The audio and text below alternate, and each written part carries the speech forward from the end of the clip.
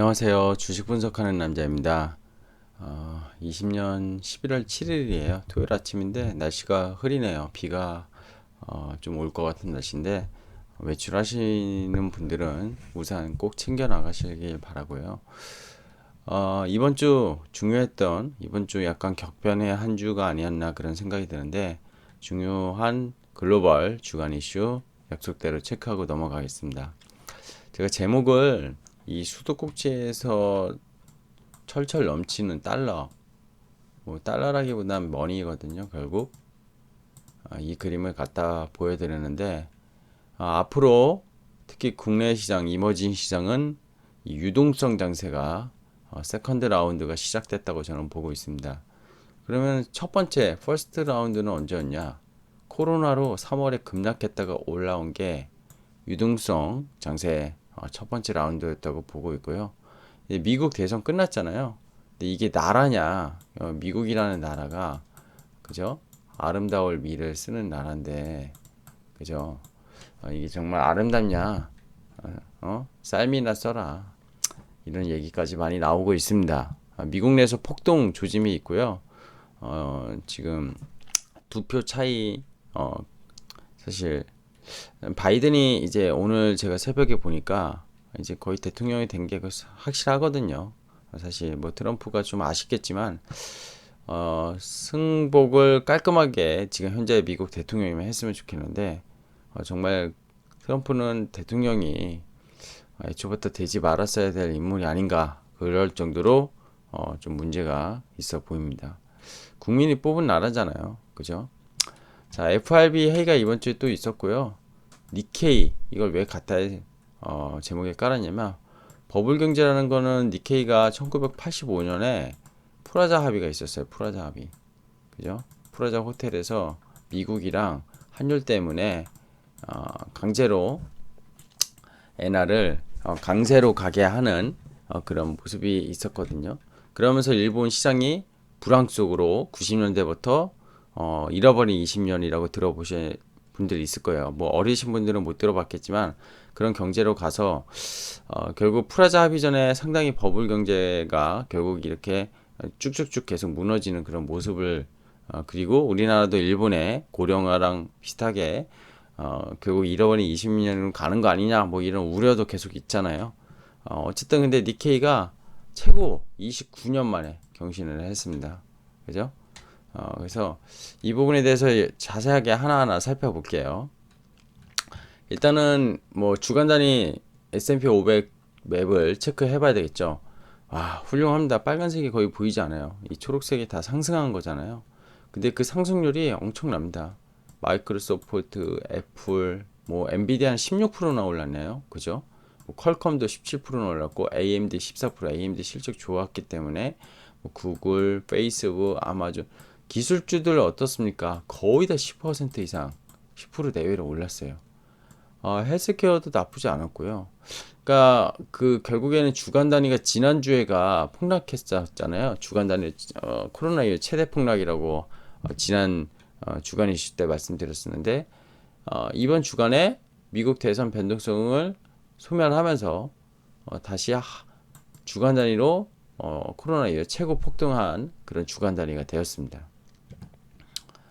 자, 연준의 정례 회의가 있었어요. 11월 회의가 있었고 어제 데일리 마감 시황에서도 말씀드렸지만 파월 의장이 그리고 연준의 의원들이 만장일치로 0%에서 0.25% 다섯 번째 금리를 동결했습니다.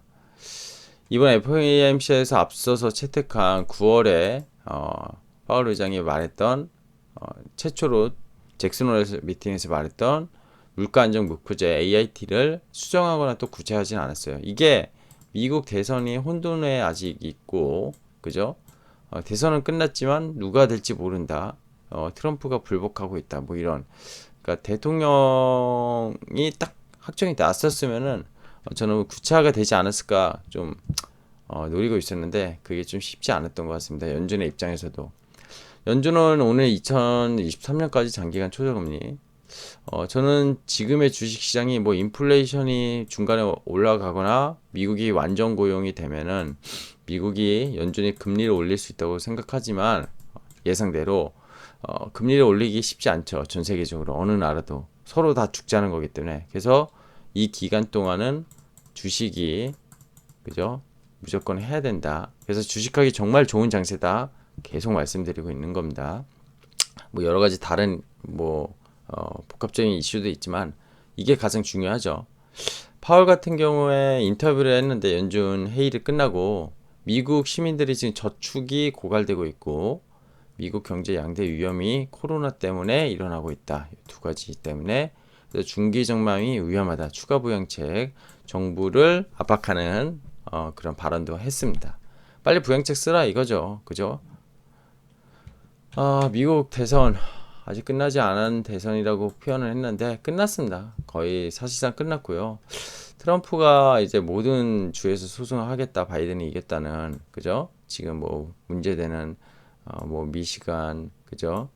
뭐 아리조나 뭐 네바다 뭐 하여튼 좀 조지아주 여기가 지금 복병으로 되고 있는데요. 이번 주 증시는 근데 어땠습니까? 폭등 랠리예요. 좀 전에 S&P 500 맵을 보셨겠지만 선거 이전에는 블루웨이브 그러니까 백악관 상원 하원을 다 민주당이 이 민주당 파란색 색깔로 장악하는 게 블루웨이브라고 해서 몰렸었는데 이번 주에 대선 뭐 트럼프가 중간에 좀 역전을 하면서 되는 거 아니냐 해서 IT가 많이 올랐다 이런 얘기도 있었지만 결국에는 공화당이 상원을 지배하면서 민주당이 원하는 그런 그 빅테크 기업들에 대한 증세, 법인세 인상이죠. 그거에 대한 규제 완화가 워낙 어렵다는 것이 시장의 논리로 더 폭등을 했다는 겁니다. 근데 지금 오늘 아침 뉴스 보니까 상원도 공화당이 지배하기는 힘들다. 그런 게 이번 주 목요일까지 증시가 잘 오르다가 금요일 미국 증시 지금 이제 새벽에 끝났죠. 토요일 새벽에 끝난 미국 증시가 우리 시각으로 새벽에 끝난 미국 증시가 조금 일부 조정받은 게 이 상원에 대한 뭐 이슈라고 하는데 그냥 많이 올랐으니까 주간 단위로 목요일까지 좀 떨어졌다고 저는 보고 있습니다. 상원이 누가 될지는 좀 중요한 것 같은데 아직 결정은 안 난 것 같아요. 그래서 블루웨이브가 될 수도 있어요. 될 수도 있고요. 아직 모르는 겁니다. 그건 다음 주 돼봐야지 알 것 같고요. 좀 시간이 걸릴 것 같습니다. 이런 얘기 했어요. 백악관과 의회를 다른 정당이 장악하는 분할 정부는 역사적으로 주식시장에 도움이 됐다. 최근 주가 랠리에 이런 기대가 반영됩니다. 닌지베 LA 인베스트 수석 전략가 이런 인터뷰를 했네요.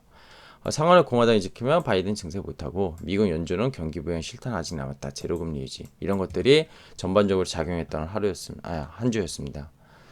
영란은행도 정례 회의가 있었어요. 영란은행이 잉글랜드예요. 영국이고요. 영국 중앙은행인데 기준금리 얘네도 거의 제로금리 지금 유지하고 있고요.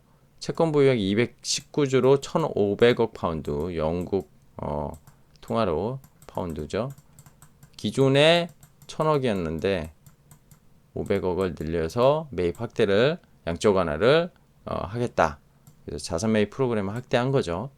이것도 2008년 금융위기 이후에 자산 매입 프로그램 이른바 양적 완화 재개의 의미라고 보시면 돼요. 역시 영국도 코로나19 그리고 브렉시트 등으로 불확실성 여전하다 이렇게 보고 있습니다. 이것도 빅 이슈였죠. 근데 미국 대선 때문에 조금 시장에서 묻히는 느낌이었는데 지난 주말에도 이 엔트그룹 때문에 10월 말에 우리나라 바스켓으로 차익 매도 나오고 그쵸? 비차익 매도 나오고 외국인이 하루 만에 10월 30일 날 1조 원이나 매도하는 그런 모습이었어요. 리밸런싱 미리 하겠다고. 근데 상장 최소 6개월 지연됐어요. 그 이유가 뭐죠? 마인의 도발적 발언, 뭐 공산당을 약간 깠다고 하는데 실제로 어떤 일이 일어나는지 제대로 알 수 없습니다. 중국에서 일어나는 일은. 그래서 중국 투자를 회피하는 투자자들도 있잖아요.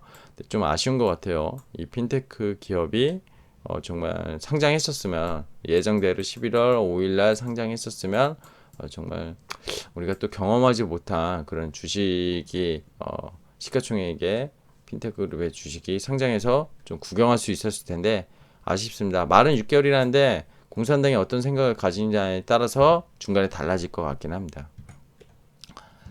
자, 일본. 야, 이게 잃어버린 20년이에요, 일본. 그래서 할아버지들, 정말 일본은 고령화가 심하잖아요. 지금 저출산은 우리나라보다 심한 게 일본이에요, 일본. 저출산. 일본 니케이 주식가 보면 이거, 그죠? 어제 종가 기준이거든요. 24,325.23. 0.9% 상승했고, 뭐 오전 한때 24,367. 요게 딱 꼭 지금 어제 고점이겠죠. 버블 경제 시기 딱 프라자 합의 보고 버블 경제로 좀 가다가 결국 꼬꾸라진 게 21년인데, 잃어버린 20년인데, 그쵸? 90년대 중반부터 거의 20년 동안 계속 어렵거든요. 니케이 증시를 월봉으로 한번 다음에 한번 HDS에서 봐보세요. 정말 계속 내리막길 아니면 올라가면 내려맞고 우리나라보다 더 장기 박스가 아니었나 생각이 들어요. 그게 성장 동력이 없었기 때문인데, 물론 지수는 그랬지만 또 종목들은 좋은 것들은 계속 올라갔습니다. 우리나라 증시도 마찬가지죠. 지수는 박스인데 종목은 이런 종목이 많죠. 그래서 종목을 잘 골라야 되는 거고요. 주식 투자할 때. 어쨌든 29년 만에 증시 최고치. 역시 유동성의 힘입니다. 일본 중앙은행 BOJ도요. 엄청나게 돈을 풀고 있어요.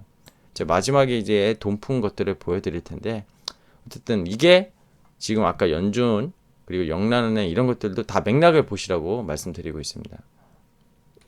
이거예요. 이제 제가 오늘 하고자 하는 얘기는, 자, 이게 99년 20년에 IT 버블이 있었죠. IT 버블. 이때는요, FRB가 기준 중앙금리가 얼마였냐면요, 6%인가 그랬어요. 6%. 2000년부터 2001년 사이. 그러면서 IT 버블 때려 맞고 이 금리 내렸거든요. 근데 지금 어떻습니까? 지금은 제로금리잖아요. 제로금리. 상황이 달라요. 그리고 그죠? 요 보라색이 뭐죠? 일본 중앙은행 총자산, 그러니까 채권 뭐 사들이는 거라고 보시면 되죠. 뭐 국채를 매입하든지, 중앙은행이 돈을 푸는 정책이라고 보시면 돼요. 그럼 머니, 이제 뭔가 사줘서 자산을, 이게 자산 규모잖아요. 에셋, 자산을 사주면 돈이 풀리죠. 자, 여기 초록색이 뭐죠? 센트럴 뱅크 에셋 포 유로 에리아, 그죠? 유럽 중앙은행이 총자산 규모, 이때가 2012년 유럽 그 피그 수익이 때인데, 이때요.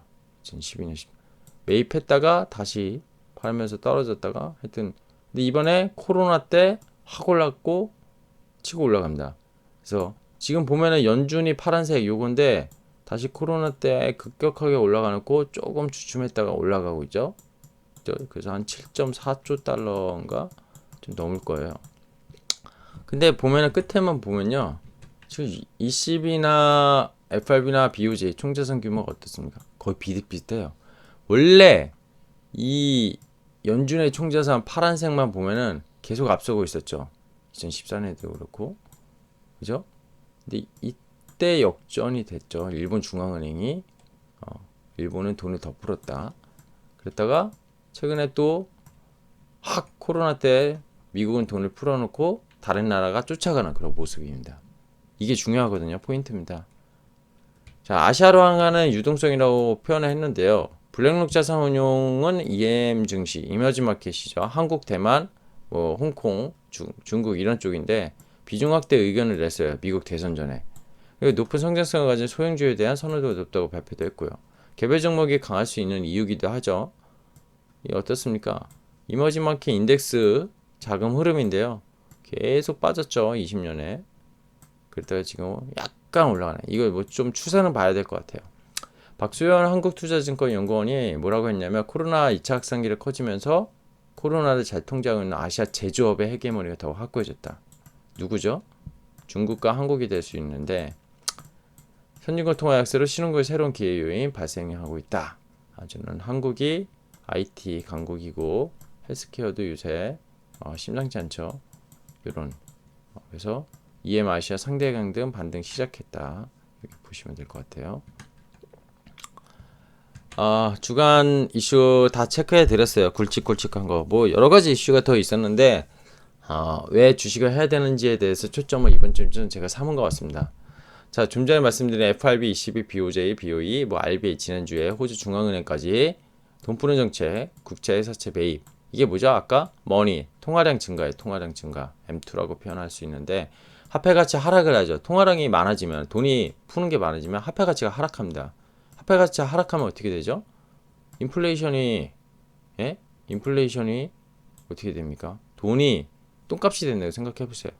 인플레이션이 올 수도 있어요. 근데 인플레이션도 막는 정책을 하고 싶고 뭐 AT라는 평균 물가 목표제까지 도입을 한 게 연준이에요. 즉 단기적인 인플레이션까지는 걱정하지 말고 돈 계속 풀자 이겁니다. 자, 올 3월 코로나19 급격히 증가한 연준과 20일 자세만 보더라도 얼마나 화폐 가치가 하락했는지 가늠할 수 있겠죠. 여기에 뭐 BOJ도 마찬가지고 주요 선진국의 중앙 정부가 어떻게 하고 있죠? 또 부양책 쓰고 있죠. 미국 대선도 끝났기 때문에 정부에서 부양정책 쓸 겁니다. 자, 코로나 확산수다 보면 부채 축소하기는 어렵고요. 재정 긴축보단 재정 확대 정책, 디플레이션 압력을 방어하려고 하고 있죠. 돈 푸는 거 통화 정책 말고 재정 정책을 쓰면은 결국에는 어떻게 되죠? 디플레이션, 그러니까 돈을 안 풀면 디플레이션이 오는데 돈을 풀어서 디플레이션을 또 막으려고 하는 거죠. 화폐 가치는 떨어지는데 성장이 없어요. 그래서 디플레이션이 올 수가 있잖아요. 소비도 없고. 자, 이번 주만 하더라도 중앙은행의 정책 보면 유동성 저금리 기조 그대로입니다. 달라진 것은 하나도 없어요. 그죠? 미국 대선 지금 진흙탕이긴 하지만 아직까지는 트럼프의 불복 선언 때문에 증시는 갈 길 같다고 이번 주가 보여주고 있습니다. 뭐 다음 주에 많이 올랐으니까 좀 조정받더라도 매우 좋은 이 환경을 기억하시기 바랍니다. 역사적으로 미국 대통령이 공화당이 됐던 민주당이 됐던 증시를 좌지우지한 적은 없었던 것 같아요. 뭐 IMF나 뭐 코로나, 뭐 IMF는 또 이머징 시장에 타격이 있었지 미국 시장 그렇게 타격 없었고요. 뭐 코로나나 뭐 니먼 브라더스, 그죠? 뭐 2차 석유 대전, 뭐 이런 오일 쇼크, 뭐 이런 것들 경제적 변수가 증시를 좌지우지했지 대통령 선거가 결국 증시의 흐름을 방해한 적은 없다는 거예요. 그리고 돈을 풀고 확대 정책을 분명히 쓸 겁니다. 민주당에서 제안을 할 거고 공화당이 반대를 하더라도 할 수밖에 없는 상황이라는 거죠. 자, 2차 유동성 장세 핵심이라고 저는 보고 있고요. 즐거운 주말을 보내시길 바랍니다. 오늘 새벽에 끝난 미국 증시도 조정 그렇게 많이 받지 않았어요. 블루웨이브가 현실화된다고 해서 IT가 많이 다칠 것이라는 생각도 저는 그렇게 들지 않습니다. 그런 독과점 기업들의 지금 약간의 시장 마켓 쉐어를 차지하고 있는 기업들을 법인세 인상으로 인해 가지고 기업들이 다치게 할까요? 미국이 어떤 나라인데 트럼프가 외친 어메리카 퍼스트가 바이든은 빌드백 벨트였잖아요. 더 좋은 과거로 더 좋은 나라. 근데 바이든이 어메리카 퍼스트는 싫어할까요? 잘 생각해 보시기 바랍니다. 주식 분석하는 남자였고요. 구독, 좋아요, 알람 설정은 컨텐츠 제작에 힘이 되니 많은 응원 부탁드립니다. 감사합니다.